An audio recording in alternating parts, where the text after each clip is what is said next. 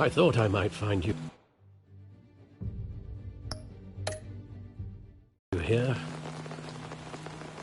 The news was upsetting for both of us. But you should see this. I know you come here for solitude, Bruce. More allegations about his ties to the underworld. This isn't going away. It's all so public and messy. People are throwing stones at my family, Alfred. I need to understand why. It's my family, too. Don't forget that. I've been dreading this day for nearly 2 decades. I hoped it would never come. Forget the papers. I want to hear it from you. The truth is, they were billionaires, Bruce. You can't amass that kind of wealth without making certain moral compromises. It's just not possible. That kind of money taints you. Go to hell. I'm already there, Bruce. Right alongside you. Hill greased the wheels of politics. Falcone was the muscle. Thomas legitimized the whole enterprise with his name. Your father, Hamilton Hill, and Falcone, they were partners. Nothing happened in Gotham without them knowing. Working with Falcone and Hill. I expected a regular accounting, not a pact with the devil. Your father was a good man in many ways, but this was his undoing. I want you to know, I had my suitcases ready. I couldn't stand to be around your father anymore. But then, they were killed, and you were all alone. And I just couldn't walk out the door. Everything I did, everything I've ever done, was out of love for you. I hope you can forgive me. How could I hold this against you? You're all I've got, Alfred. Thank you. I won't let you down again. This is the first time I've been back here since that night. When the police called me to collect you, I thought they'd finally arrested your father. I couldn't believe a low-life thug like Joe Chill would have the audacity to rob and kill Thomas Wayne. He was simply too well known. Too big. Yet, there it was. If my father was that deep in crime, he would have had enemies. Well, it's a fair assumption. You don't think. You always said it was a simple mugging. In 20 years, you've never wavered from that story. I can recall every moment of that night in vivid detail. But maybe that's wrong. Sometimes we block out things we don't want to face. Maybe there was some detail I overlooked.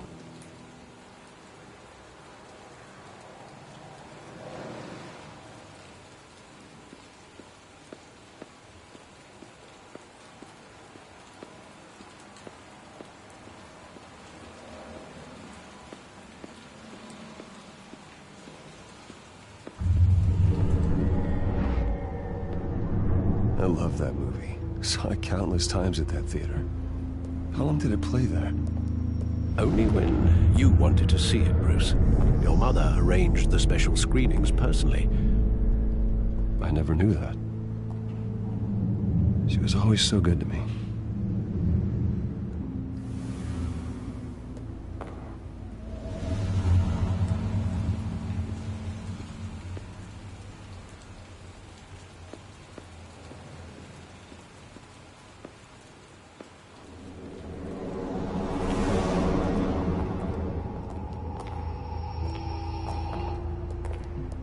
Just wanted to protect us. He thought he was invincible. Sadly, he was mistaken. I always wanted to be brave, just like him. And you are. He would be so proud to see that you took a different path.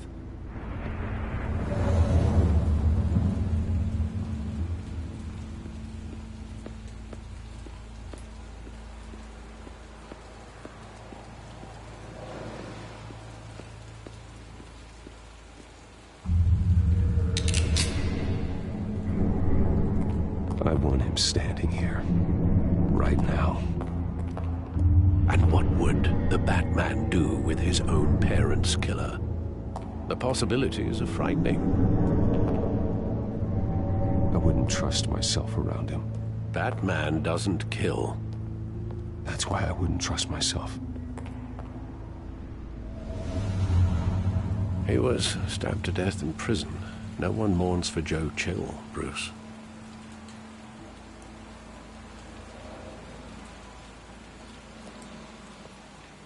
Where exactly does the memory end? With my father pleading, "You don't have to do this." And the gun fires. And after that? There are considerable gaps in that recollection. Maybe. Do I really want to know?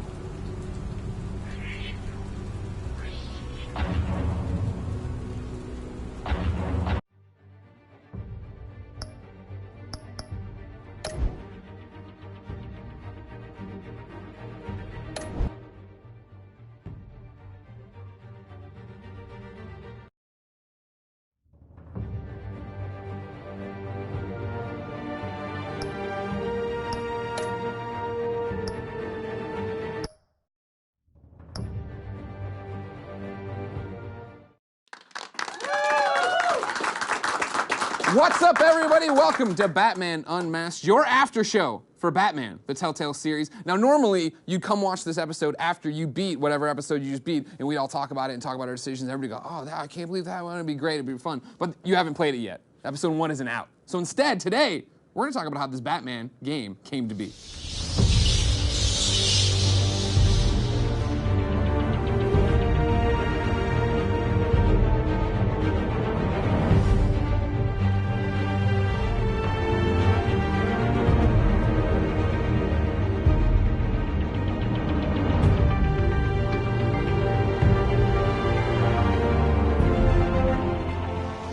So I'm Greg Miller from KindofFunny.com, and this is Tony Guerrero from Comic Vine and GameSpot. How are you, Tony? Pretty good. How you doing? Good. Now you're here because you know a lot about Batman. You like the comics. I do. Yeah. Did you? Who is Batman? Batman. Can I say? Yeah. Is this a spoiler? Well, I don't know. Have they changed that in your game? I don't know if it's a spoiler. No, it's the same. Okay. So Batman is Bruce Wayne. Great. We'll see you back here for episode. No, everybody, don't worry about it. Sean O'Connor Yes. from TellTale Games, executive producer. How are you? I'm great. How are you? You know, I'm pretty well. This is a nice set. You've done well for yourself. We're excited to have you here. Thank you. I'm happy to be here. Oh, he's excited. And for Tony me, as too. well. No. Don't bring Tony into it if you don't have to. No, what are you guys bringing to Batman? You know what I mean? This is what, for me as a Batman fan, for Tony as a Batman fan, Batman's been done well before. Like, what were you excited for to come to and tackle on this project? Yeah, I think this will be a TellTale Batman game, and I think there's been great Batman games before, and they've been really focused on action and skill, but we're bringing the drama and the detective work and some of these aspects that we do really well with our format. Like, we're going to be playing a lot of Bruce in our game, which is different than other Batman games, as well as a lot of Batman. And at certain points in our game, you get to choose whether you play as Bruce or Batman. So, you know, TellTale has a kind of a unique way, a story-driven game, and it's our take on Batman. So then, Sean, what was the reaction in the studio like when people came in like, oh, we're going to work on a Batman game? Oh, it was huge. Yeah. We have so many Batman fans here and so many comic fans, and yeah, the team is super excited. And even the people that are working on the other projects in the studio are super excited about Batman. And Was there trepidation? I mean, this is Batman. You know what I mean? You guys have had big properties before. we don't shy away from a challenge, right? We're excited about it. We see so much that we can do that's different from what's been done before. So we think our take on Batman can be really unique and really entertaining to the fans. Okay. So, Kevin, you're talking about Bruce, you're talking about Batman. How do you find that balance, and how does that look from a gameplay perspective? Well, I think when we look at it, we look at your Batman no matter what suit you're wearing, whether you're wearing the bat suit or whether you're wearing the tuxedo as Bruce. So you're always Batman. Everything that can happen as Bruce can affect what happens as Batman and vice versa. So that was really kind of where we were grounded, this duality of always being Batman in every context. Now, Tony, are they saying the right things? Because I'm a Batman fan like you, and it sounds like they're saying the right things. I think so, yeah. Yeah. I mean, the only difference would be Batman is Bruce Wayne if there's other people around. But yeah, he is always Batman, because Bruce Wayne is more like the costume. Right, Bruce Wayne's the mask, Yeah, right? Batman is who he is. And I guess that's what's interesting about the game, and what I've seen when we went to E3 and I got to watch the demo. Nobody let me play.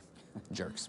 Is the fact that, you know, we get to be in the mind of Batman. And even when we are Bruce, it's then that question of, do I want to talk to Falcone and do I want to be a jerk about it? Or do I want to try to be the aloof playboy? Do I want to look weak? Do I want to start letting that Bruce Wayne part, or the Batman part go out as Bruce Wayne? Sean, is that hard to balance? I feel like TellTale games are always like, all right, you got to be a good guy, or not a good guy or a bad guy, but you make decisions that then radiate out. And Batman is so interesting. There's usually a core to what Batman is. So is it difficult? Sure.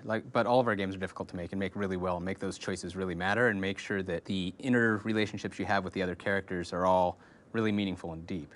So yeah, there's a lot of hard work that goes into it, but it's actually really fun to do and go, okay, we can be, you know, kind of the Caped Crusader Batman, or more the Dark Knight, more brutal Batman, you know, and you can make those choices of how you want to go and how you want to play. And that's what was fascinating about that E3 demo, is the fact that having the first glance at the game and what episode 1 was going to be, seeing those pop up, where I think it's a conversation with Catwoman on the rooftop, where she's like, well, why do you do this? And the choices pop up, and it's like, well, I want to be the hero, or I need to instill fear. And all. And right there was the first time of like, or oh, Gotham right. needs me. Yeah. Exactly. Because this is, correct me if I'm wrong, Kevin, your own Batman, your own universe. You're playing, this is all your own universe thing. Yeah, that's one of the great things is Batman has a 75 years of history, and there's been all these different takes in the comics and movies and television on what the Batman universe is like. There isn't really an official canon, like one true Batman. Sure. So we're making our own version of Batman, and it starts at a very familiar place where people are going to identify like all the common Batman elements, but it definitely does not finish there. It evolves in a very unique to TellTale way. He becomes Superman. He becomes Superman, absolutely. Tony, for you, here we are, you know, pre-episode 1. What does Batman need to be? When you think of Batman, what do you think of in terms of this is what the character is? Well, I mean, you know, they always say Batman can take on anyone. You know, he's a brilliant man. You know, he's a great fighter, but it's all about his mind. You know, has contingency plans, and you know, he's the world's greatest detective. So he needs to be able to take on any situation, be prepared, and dive in there. So I'm fascinated about the idea of delving into the decision-making of Batman, and hopefully I can make the right decisions that Batman would make. Well, that's the whole thing, and that's what's so weird about it, right, is that I felt like in previous TellTale games, right, Michonne in particular, where when I was playing it, I felt like I knew that character, so I knew the choices I was making. This is the canon choice of how it should be. But with Batman, it is like, more than ever, the branching paths, and if I want to be the Dark Knight, if I want to be the really brutal Batman, I can do that. But if I want to be, you know, the more, I'm in the gray suit with the blue top, I'm here and I'm going to be nicer and chum and all this different stuff. That's fascinating. That's what I'm interested about and how it's going to all play out. But then talk a little bit more then, I guess, about the fact of how it mutates, how Bruce's decisions affect Batman's and vice versa. I'll talk Batman first. So Batman, how you act as Batman, if you're really brutal, the city kind of turns against you. So our game is early on in Batman's career. It's not, 10 years in. It's ballpark 1 or 2 years, okay, 3 years, somewhere like that. He hasn't had 15 Robins yet. Right. Gotcha. Exactly. He has had 0 Robins at this point. So Gotham's still not sure how to react to this masked vigilante. Sure. And so depending on how you act Gotham acts different. And so depending on how you act as Bruce, with Falcone, like you said, that we showed in the E3 demo, or with Harvey Dent or some of the other characters that we have, that impacts how Gotham perceives Bruce as well. It all kind of ties together in some very cool and meaningful ways that I don't want to spoil. Is it interesting to jump in and be able to have your own Harvey Dent and have your own Selina Kyle? Because that was the thing I was taking away from it, is the fact that I feel whenever we talk about Batman as a property, as 75 years of history, you talk about the Rogues Gallery, and you talk about all this, his partners in crime and all these different things. To come out and see the way Harvey interacts with Bruce, and then to see the way Catwoman and Batman get to there's something familiar about it with like Batman, Catwoman, and then with Harvey there was something grounded and not, if that makes sense. Well, it's exactly what Kevin said, is we start in a very familiar place. So if you're familiar with Batman, which I would assume most people are that are picking this up. If you're watching this, hey, what's up, Batman? You probably are. We start in a relatively familiar place, and so with characters that you know, and we establish that, but then it kind of goes where you take it. So it really depends on how you play it, how you play with those characters, how you interact with them, how you treat them, in where those characters go and where the season goes. Based on Batman's decisions and Bruce's decisions, is it possible that maybe somebody we think would become a villain this way won't become a villain at all? Is that too leading of a question? Yeah, I think there's definitely space where who the villains are in our series emerges from gameplay. So you may choose to do something that keeps Harvey, kind of leans into the good side of Harvey, but at the expense of your relationship with Vicky and things like that. Kind of in a TellTale game, there's no right or wrong answer to stuff. You're just making a mess of yourself the whole time. There's just different consequences. So then, sometimes good, sometimes bad. I mean, my question for you guys was then, how did you sell DC on letting you do that? You know, I mean, like, when I think of DC, I think of them protecting their characters and like protecting their toy box. Are they getting better about that? They're fantastic to work with. Yeah. So the way we've kind of approached is we've thought of what we want to do, and we go talk with them, meet with them, and they're really open to us building our own Batman story and not just adapting something that's out there. So we're not trying to adapt any Batman story that's out there. We're building our own Batman story and our own Bruce story. And so they're really open to that. And they are super excited about some of the stuff that we're doing. They're like, I can't believe nobody's thought of that before. They've actually said it to us. I'm like, 75 years, nobody's done what you guys are doing. So there's some really cool stuff that's going to be surprises in there. Tony, does that surprise you? You keep an eye on the comic book industry. I feel like being a DC fanboy for my entire life. No, I mean, it makes sense that I could see them being very protective, and and there should be certain ground rules. I am a strong, I believe Batman shouldn't kill. Yeah. I don't think he needs to, because the death of his parents is that was his driving force. So he would hold all life sacred, even people like the Joker. So I think he's so skilled that he knows how to take down an opponent. The only problem is keeping them locked up. Exactly. That seems which to be, he can't do. He cannot do that. Yeah. Every time. Somehow in Gotham, that seems to be the challenge. Yeah, and they are very protective.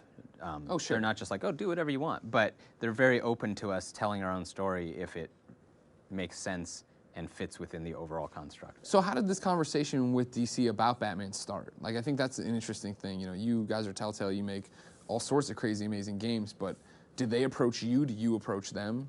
Well, we started working on things like Wolf Among Us, our fables. Yeah. And that's where we got to know each other a little bit. And, Batman is the crown jewel. It's the one of the biggest things on the planet that we could work with. Sure. So it's a real privilege to be able to go and play there. It was a process of working on Wolf Among Us and seeing the kind of cool things that we could do with Wolf Among Us, and then talking about what was the next thing we wanted to do. Did you have to, like, in a way, prove yourself to them? I mean, Wolf Among Us is your first foray out with them, and I remember, that was years ago when you guys announced that. That was at that event downtown. Yeah. So I don't know if it was I wouldn't say Wolf was like a test to see if we could do Batman. Sure. It wasn't like a prerequisite. Okay. But it was a big step in the evolution of the relationship of all the Batman games that have come before have been stellar. There's been really amazing games, and it's important to Warner that we make a really good Batman game. Sure. Obviously. So I think we've gotten to a really credible point in the relationship between both companies, and we're like, okay, let's go for it. Let's go for the brass ring. Let's do Batman. You make a joke, you know, about it's important to them that we don't make a bad Batman game or stuff, but that, in a way, I think, is what's awesome about where we are right now in 2016, is the fact that companies like DC and Warner Brothers take it seriously now, when in the past, maybe not DC or anybody, now they actually want to tell stories and they want to build universes. Yeah, I mean, look at how good all the Batman games have been so far. And I think our game is a very different take. It offers players a very different way of exploring the Batman universe, but it's going to be meets all the same quality that you expect from a Batman game, which is the bar is really high. They've done a really good job of picking partners and working really well with partners, and you know, we're getting all that for us as well. Sean, are you ready though?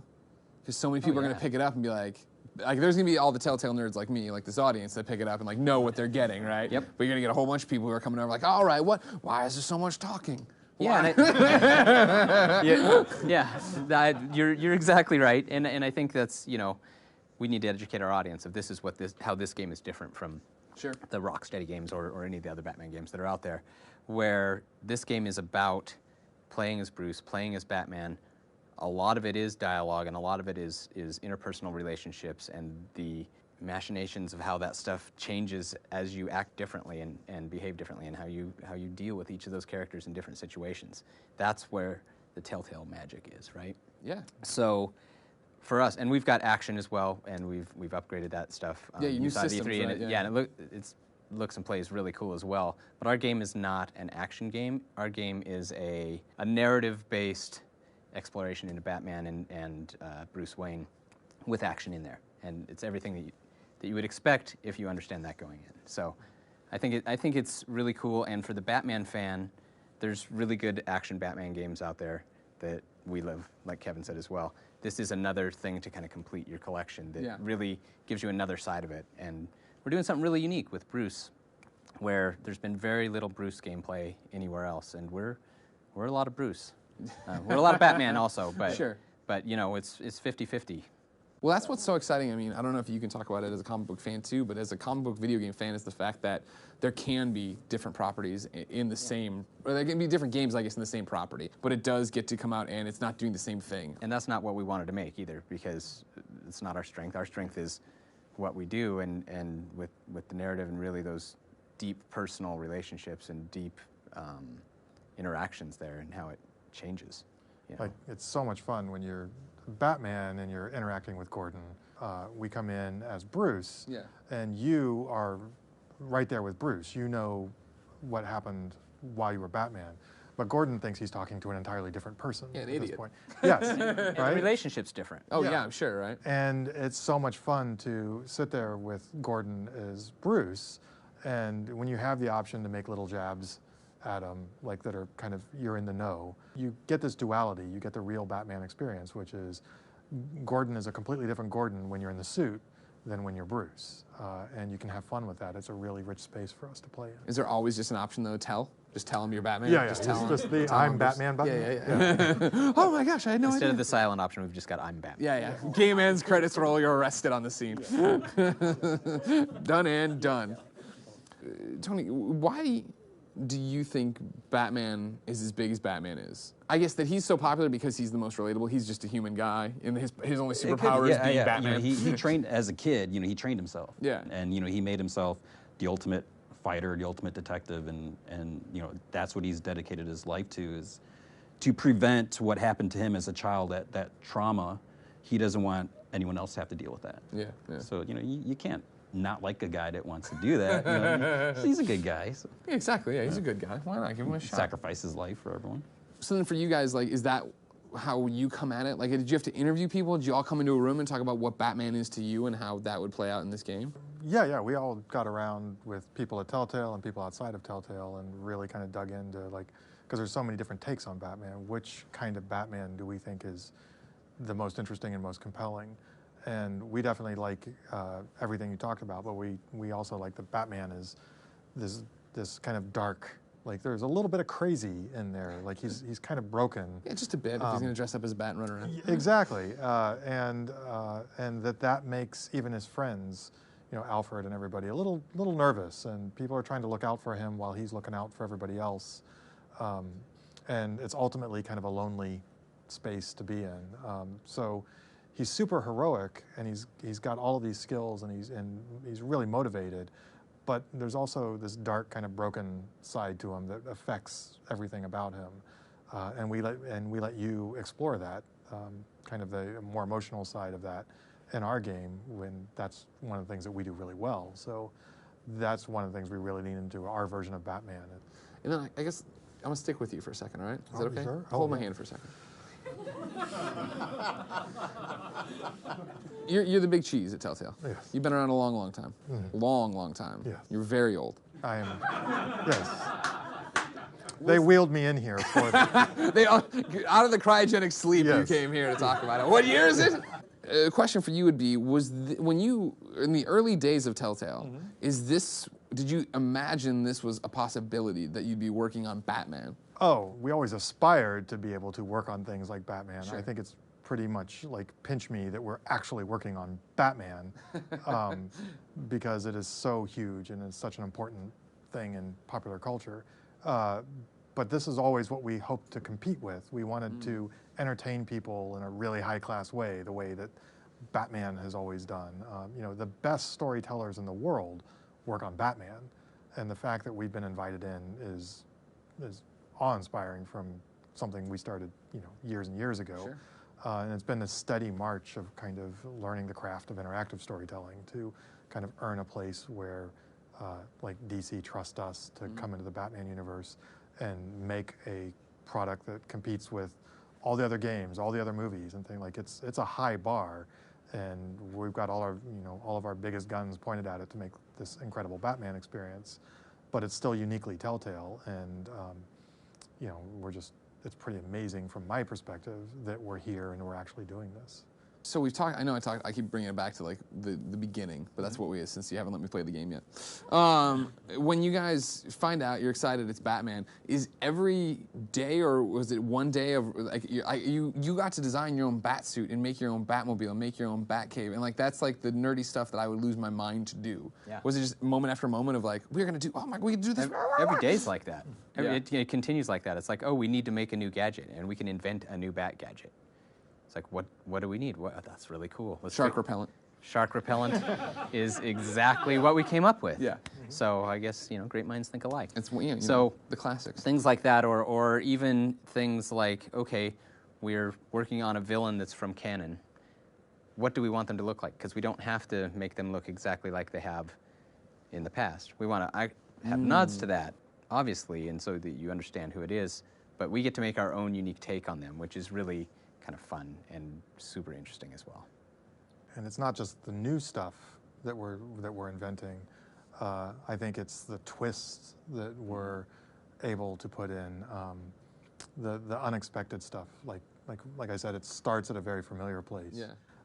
But the things that happen to relatively familiar characters over the course of the season, and that happen because of the way you play, are I don't think we've seen characters evolve in this way in any other aspect of Batman canon. So it ends. It's definitely its own unique lane. You just tell me already. By the end of episode 1, do you feel I'm already seeing that results that I'm seeing like, oh my gosh, I can't believe they've done this to that character? Yeah, the character that's the problem is an unexpected character. Alfred. It's Alfred. It's all Alfred. Yes. Good old Al. Yeah, that'd be nice. Tony, as we get ready for episode 1 here, because this video is closing out soon, and then we go to cryogenic sleep till we get it. What do you want out of episode 1? Like, what do you want out of this Batman story? See, one of the things that was like on my mind is like, what characters, what other villains are we going to see? And because I would imagine you guys would kind of have to hold back, for future chapters, future seasons, and all that. And so, you want to see the popular characters, but at the same time, you want enough time where everyone is fleshed out enough. Like, I'd like to see Condiment King. And, he's a character he shoots ketchup. I know Condiment King, yeah. But, I want to see Batman just really twisted on at the his same head. time, as much as you might want that, it's like, well, maybe that's not the best way to go. Yeah. Maybe a little more Joker or someone else. And Yeah. Condiment King is featured prominently throughout yeah. So what? So far, and I'm not even saying villains. We know Harvey Dent's in there. We know Catwoman's in there. Like we said, Falcone's in there. And that was like, that I love that exchange. Just to, not to give you too much props here. But like that was such a great part of the E3 demo was Bruce talking to him, and then because that was the first moment where I was like, we're making decisions as Bruce Wayne, and how does that affect it, and how's it going to affect Batman? And when we get in there, and it's like, do you shake his hand in front of this room full of people? Yep. And it's such a small thing, but it's like, under no circumstance do I shake this guy's hand, but then I don't no longer look like this stupid playboy that I am. Right. And then I was like, man, it was really hard, I guess, for Christian Bale to act drunk in that scene. Because I never thought it would be, but here I am in these moments as Bruce Wayne. Yeah, those are the kind of things that I think are unique to the TellTale experience. Is you're standing in front of Falcone, you're not going to beat him up, you're not going to do anything. You're on stage, you're literally at this gala with people surrounding you, and he holds his hand out, and the press and everybody is watching Bruce do this, but you know, as the player, you're sharing that Bruce experience. You know that this is a bad guy you don't want to shake hands with. Right. You know what it would mean. And that's one of those classic TellTale things. What's the right choice there? And there isn't really a right choice. If you shake his hand, then now you're playing as the playboy, and it's not a big deal, and you're aloof and all of that. If you don't shake his hand, you're a badass, Bruce Wayne. Suddenly you have a backbone. You're giving him a message, and that influences the way he interacts with Bruce for the rest of the game. So you're on stage, you're faced with this relatively simple scenario of, do you shake this gangster's hand? And that's a big deal in a TellTale game. Now, I feel like the one thing we haven't talked about, which is weird because we're so deep into the show already, is your cast. You've done a great job of casting this in IMO. Of course, you've done the same thing that always happens where you fell into this Troy Baker trap. Once you let Troy Baker in one of your games, you get all of his cronies as Travis Willingham, Laura Bailey. They're all fantastic, though. So how do you say no, right? They're fantastic. And so, yeah, we're super excited about the cast. I'm assuming there were auditions and everything else, or did you guys know from the get-go? No. What did Troy bring to Batman that's why you wanted him? I think it's a lot of what Troy brings to Batman and Bruce, right? Because it's two roles that he's got to play, not just one. I think he brings a real. First of all, the guy's just super talented, right? He's just great. Too handsome too. He's a little handsome, yeah. Anyway, I'm just saying he has too much. Is all I'm saying. You got me all. I understand, Troy. You're talented. You also need to look good all the time. Amazing scarf collection. Good socks. See, that I didn't know. Now, yeah. Oh man, next time he's up here, just drop it out of the blue. Hopefully you meet him, or you have him up here before this post. Be like, hey, I heard you like socks. Be like, oh yes, I do. Would you like to talk about them? And then he'll do that thing where he whips his hair back and be like, well, I was in Paris. And everybody signed Troy up for Sock Club. But no, so he comes into audition. Yeah, and he brought just a real good understanding of what the character is, on both sides, Bruce and Batman. He just plays it really well. He gets kind of the brooding billionaire part. He gets the Dark Knight part. He gets the more gentle Caped Crusader part. So we can get all those different things that we need from him really easily. And he's a huge Batman fan, so obviously he knows a lot. He understands what we're doing, and he asks a lot of really great questions. When we say, hey, we want you to do this, he's like, that's different than Ken. And we're like, yeah, this is what we're doing, and this is why this is cool. And he's like, oh, okay. He's like, I refuse to do that. Yeah. Walks off set. That's not my Batman. Maybe once or twice. Yeah. Well, what I thought was interesting, talk to me about your Harvey Dent. Because when I'm friends with Travis Willingham, so I know him already as this big, hulking, lovable dude. Yeah. And then I'm playing the game, and Harvey Dent shows up, and that's exactly who it is. Is that how your Harvey Dent was always going to be, or did Travis influence that? Well, I think Travis influenced it a little bit. Yeah. But we were always going with a bigger. We wanted a big Harvey Dent because of where Harvey may or may not go. Yeah. Right. Based on my decisions, TellTale. How you doing? That's right. We thought it would be a cool evolution to have somebody that's a little bit bigger than Batman there. So that was part of it. Also, he just brings a real good kind of politician nature to Harvey. Because in the start of episode 1, Harvey's running for mayor. And so that's what that gala is that you played in the E3 demo, where it's a campaign thing. So he plays that role really well as the politician. So. Sure. Laura Bailey, Catwoman, Selena Kyle. Awesome. Is there any reason? I don't think she's been in a million things. You watch it, she's Catwoman, nails it. But what I'm excited about you, Laura. Don't get me wrong. But then I like that you guys, for the first time, unless I'm wrong, which I rarely am, first time you're working with this Richard McGonagall. I think it's our first time. Yeah. He's so good as Falcone when he came in. Yeah. He is literally a comic book gangster, right? Yeah. So you want to portray kind of the fantastic kind of comic book nature of it, but then you want it to be a real character as well. I think all the parts here are it's this fine line between being realistic and dramatic, yet still being a fantastic kind of comic book universe. Sure. And it's really challenging for all the actors, particularly for Troy, because he's playing 2 different parts. And they're all really bringing their game to the part. They're really, really committed to like finding that balance between the crazy comic book universe and grounded in like some really good drama. I was just wondering, do you have to pay Troy twice for playing 2 roles? No, We do not. You should be his agent. You could have done But we have to book him for a lot of hours because he he's got a makes ton us of do them in lines. separate sessions, and he dresses differently each time, which is, Before we wrap up, any questions you have for these guys? Burning questions as the Batman fan. I'm super excited they're doing their own thing. They're taking Batman and making it. I'm excited for when we get off the beaten path, when it isn't just what we know. Yeah, I mean, I think it's great to have earlier in his career. So you know, he's not the ultimate, Batman that can do anything. So, because I'm assuming as I play the game, I may make some mistakes. No, you? I don't know, but No. so it would make sense if it's a younger Batman for that. I'm really curious, sort of decisions you make. How drastically does it affect the game? Like, is there like I just played, this chapter. I need to replay it now, as a nice Batman versus brutal Batman. Is like a huge difference? Yeah, so, it's a typical TellTale game, so branching is a part of it, but it's not like there's going to be 100 different endings to it. It really is how you role play and how the relationships you make and the story, the narrative affects all of the characters. So everybody's plays kind of a very similar story, but it's really tailored to how you play. You're playing your own version of Batman and your own version of Bruce, and you're going to be developing different relationships with all the characters than I might or anybody who plays it, but you're going to be able to share the circumstances and talk about like that, do you shake Falcone's hand or not?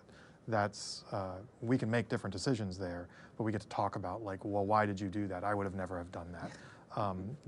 And that's what we'll do on this show Yeah. when the episodes are out and you've played them. Yeah. We'll talk about this. That was always one of the things that I loved and hate, like in Walking Dead, where you make a decision, it's like, oh, if I should have made that other decision, and so it'll be interesting to see. So yeah, it would be, nobody wants a Batman game, or we don't want to deliver a Batman game that doesn't have Falcone in it. So it's not like your choice determines whether he's there or not. Gotcha. So your choice has to determine how he feels about being there and what his motivations are and why he's doing the things he's doing, and that's what you have influence over. But he's going to be in the story. He's going to be in everyone's story because it's a great Batman story. You have to have Falcone in it. We want to open the floor to our audience for questions over here, for your spitting questions. Yes, sir. What's your name? My name's Nick. Hey, Nick. Hey, how's it going? And for the TellTale guys, we mentioned earlier we're looking at a really big Harvey Dent, physically large Two-Face. And we've seen this happen before in video games where basically there's a physically large, imposing character. Is that going to pose physical challenges Batman has to overcome? Is that just sort of a stature, posture thing? What are we looking at here? Well, it depends. It's not necessarily Batman that has to overcome it. It might be somebody else. Maybe you have to interact in a different way there. But I think it will be both in just to be an imposing guy, but also definitely a physical presence later on. Again, hard to say things without spoiling. Sure, and I understand that. But like when I was playing through the E3 demo and he walks up and gets introduced, my first thing was like, oh, he's a big guy. He is a big dude. If we go that way, that's going to be an interesting fight. That's going to be something different. Having a big dude as a friend or a foe is interesting in different circumstances. Exactly. Are there any other audience questions? Yes. What's your name, miss? Blue Jay? Blue Jay. Yes. I think we've seen a lot of, in the E3 demo and in the pictures, we've seen a lot of Batman with his antagonists, as it were.